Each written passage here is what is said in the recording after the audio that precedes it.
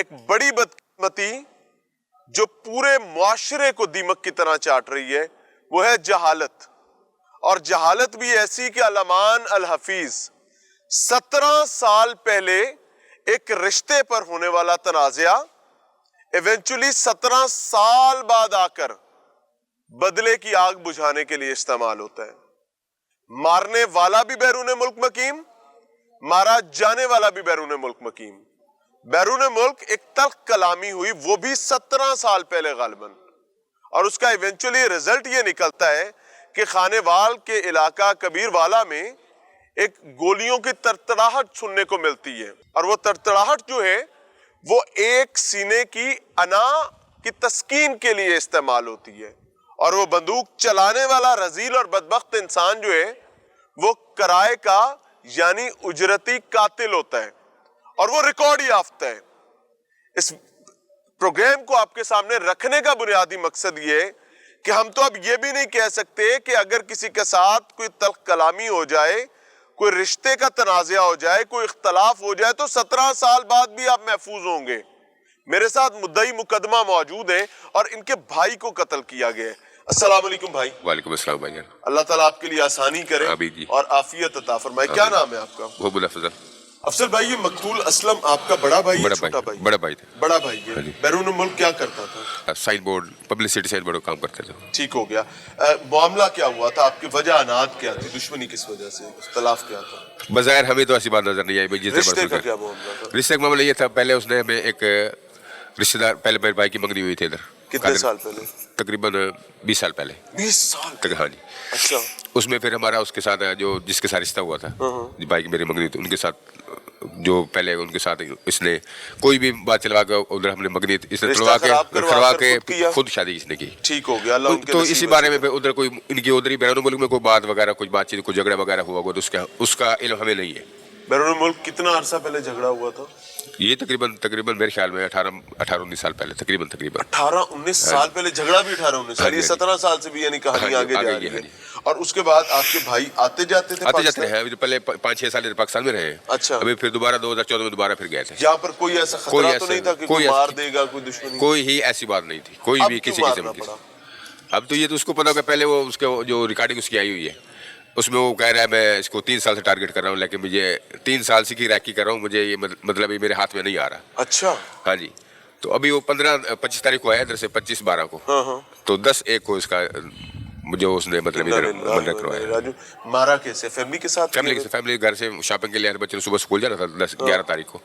جیسے اسکول کی چھٹیاں ختم ہوئی ہیں, بچوں کا ہمارے وہ ہمیں بیگز وغیرہ لینے, ہمیں جیکٹس وغیرہ, وہ تو ادھر شاپنگ کو مکمل کر کے پھر ادھر گئے نا, ادھر کھانے پینے کے لیے.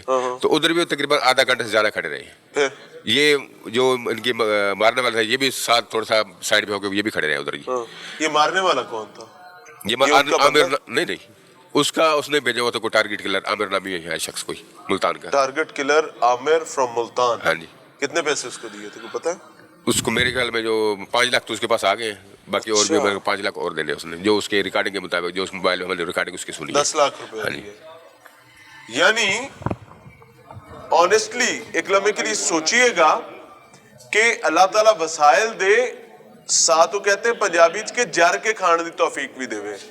اس شخص کو اللہ تعالیٰ نے وسائل دیے, بیرون ملک اس نے محنت کی, اور اس نے محنت کرنے کے بعد, وسائل کمانے کے بعد جو رستہ اختیار کیا, اس نے 10 لاکھ روپے میں بقول ان کے ٹارگٹ کلر ہائر کیا ہے, جس کو 5 لاکھ روپیہ ایڈوانس دیا, 5 ابھی دینا تھا.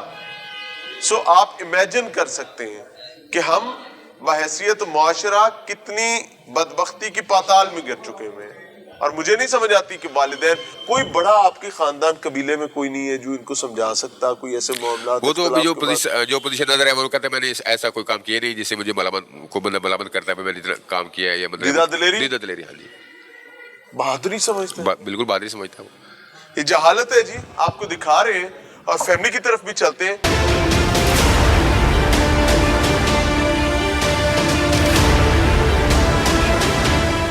ناظرین, مقتول اسلم کے ایک اور بھائی میرے ساتھ موجود ہیں اور باقی فیملی ممبرز بھی ہیں, ان سے بھی سمجھتے ہیں. السلام علیکم جی. وعلیکم السلام. سب سے پہلے تو اللہ تعالیٰ نے غریق رحمت کری, بڑی تکلیف کا لمحہ ہے, دکھ کا لمحہ ہے, اللہ تعالیٰ آپ کے لیے آسانی عزت کا معاملہ فرمائے. کیا کوئی اتنی شدید دشمنی تھی 17-18 سال پہلے کا رشتے کا معاملہ, اور یہ اب آ کر عذاب کیسے کھڑا ہو گیا؟ اولادیں بڑی ہو گئیں. دشمنی تو اتنی خاص کوئی نہیں تھی, بس وہ جو میرے بھائی اسلم جو ہیں فوت ہوئے ہیں نا, جو جن کو انہوں نے قتل کیا, ان کی پہلے ایک جگہ منگنی ہوئی تھی کاتب الرحمہ میں. تو یہ جو رمضان ہے جس نے ابھی یہ وقوع کروایا, اس نے ان کے ساتھ میل ملاپ کر کے, بھائی میرا باہر سعودیہ میں ہوتا تھا, ان کو کہتا رہا کہ وہ ایسے کام کرتا ہے, ادھر ایسے کام کرتا ہے, یعنی بھائی تو ادھر ویسے محنت مزدوری کرتا تھا, گاڑی چلاتا ہے, ڈرائیونگ کرتا تھا. تو اس نے ان کو جو لڑکی والے تھے ان کو کہتا رہا کہ وہ غلط کام کرتا ہے, ادھر ایسا کرتا ہے ویسا کرتا ہے. تھا ان کو 17-18 سال پہلے کی بات ہے. تو انہوں نے اس بات سے نا پھر انہوں نے اس کا یعنی کہ رشتہ ادھر سے توڑ دیا, اس رشتہ توڑوا کر اس نے خود اس کے ساتھ کر لیا. نہیں تو رشتہ ٹوٹنے پہ کیا 17-18 سال بعد قتل ہوتا ہے؟ یہ تو اسی کو پتہ, وہ پلان بناتے رہے.